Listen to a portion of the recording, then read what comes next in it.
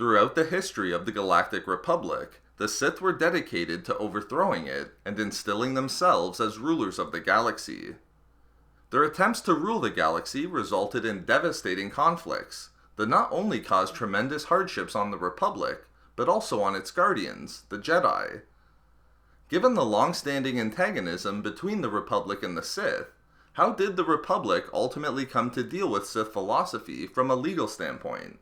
And more specifically, did the Republic ever attempt to make it illegal for individuals to be a Sith by the time Palpatine became Supreme Chancellor of the Republic? In this video expose, I will explain whether it was illegal for Palpatine to be a Sith Lord at the time of his chancellorship. The history of the Republic and Sith is one of strife and warfare. In every conflict between the two sides prior to the Jedi Civil War, 3,959 years before the events of A New Hope, such as the Great Hyperspace War, the Sith were able to inflict significant damage upon the Republic and the Jedi, despite the fact that the Sith were never capable of completely destroying either. However, despite their failures, the Sith were continually able to reinvigorate themselves and rebuild their dark side order. But it was the Jedi Civil War, roughly 4,000 years before the rise of the Galactic Empire, that would ultimately come to change the Republic's approach to the Sith. Led by Darth Revan and Darth Malak, the Sith crippled the Republic, and their inevitable victory in the Jedi Civil War seemed assured.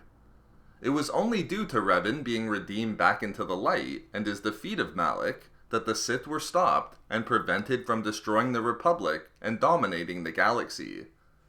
However, even though the Sith were defeated in the Jedi Civil War, the Republic and Jedi Order were devastated and almost irreversibly damaged, as despite their victory, the Republic underwent a state of crisis for roughly half a decade following the war.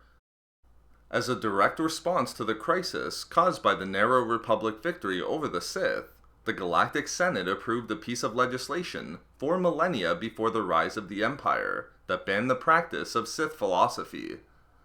The bill effectively made it illegal to institute or be a member of an organization that practiced or promoted the teachings of Sith philosophy. Simply stated, it was illegal to be a Sith. For the next 3,000 years, this anti-Sith bill remained in effect throughout the galaxy, despite the fact that the Sith would again re-establish itself to threaten the Republic and the Jedi in the conflicts known as the Cold War, the Great Galactic War, and the New Sith Wars. Each time, and particularly in the final years of the New Sith Wars, the anti-Sith legislation passed by the Senate would be used to justify the Republic and Jedi actions against the Sith, and help to rally recruits to their cause. Therefore, with the anti-Sith bill being in place, one might easily conclude that it was illegal for Palpatine to be a Sith Lord by the time he became Supreme Chancellor of the Republic. But the Republic and Jedi victory in the New Sith Wars, roughly 1,000 years before the rise of the Empire, and the far-reaching belief that the Sith had been completely eradicated from the galaxy, would come to radically change the Republic's views about the necessity of the anti-Sith bill. Having undergone a period known as the Great Peace of the Republic for 1,000 years prior to the Clone Wars, wherein the Sith had not been heard from and the Republic enjoyed a peaceful era of great prosperity, the Republic came to ultimately nullify the anti-Sith legislation during this period. In fact, not only did the Republic nullify the anti-Sith bill, it reshaped the Galactic Constitution during this era to include a provision that specifically banned persecution on the basis of an individual's religious or philosophical beliefs, which included the philosophy and practices of the Sith. Therefore, by the time Palpatine rose to become the Supreme Chancellor of the Republic, it was perfectly legal for him to be a Sith Lord, and he couldn't be removed from office on that basis alone. In fact, even further and quite ironically, his practice of Sith philosophy was protected from persecution, thereby insulating him from any attempts made by the Jedi to remove him solely because he was a Sith. This is precisely what Palpatine did in his plan to destroy the Jedi Order and Republic, and replace them with the Galactic Empire, as despite the Senate's nullification of the anti-Sith bill, the Jedi still maintained their own stance against the Sith. Palpatine used this anti-Sith position against the Jedi in his rise to become Emperor, as he was able to label the Jedi Order as traitors and fanatics of their own dogma in preventing any potential beliefs that conflicted with their own positions from gaining popularity.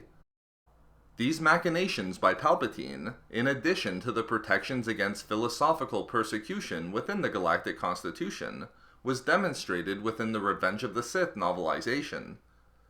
While secretly recording Mace Windu attempting to arrest him and take him into custody on the sole basis that he was a Sith Lord, Palpatine responded by reminding the Jedi Master that even if he was a Sith Lord, his philosophical outlook was a personal matter, and the Constitution protected all Republic citizens against the type of persecution that Windu was engaging in. Therefore, it was legal for Palpatine to be a Sith Lord at the time he was the Supreme Chancellor of the Republic. So there we have it, why it was not illegal for Palpatine to be a Sith, despite the position of the Jedi. We love making these videos, so why not subscribe for more fun Star Wars theories and discussions? Also, if you enjoyed the video, think about giving a like or leaving a comment. If not for me, for Legally Confused Jedi.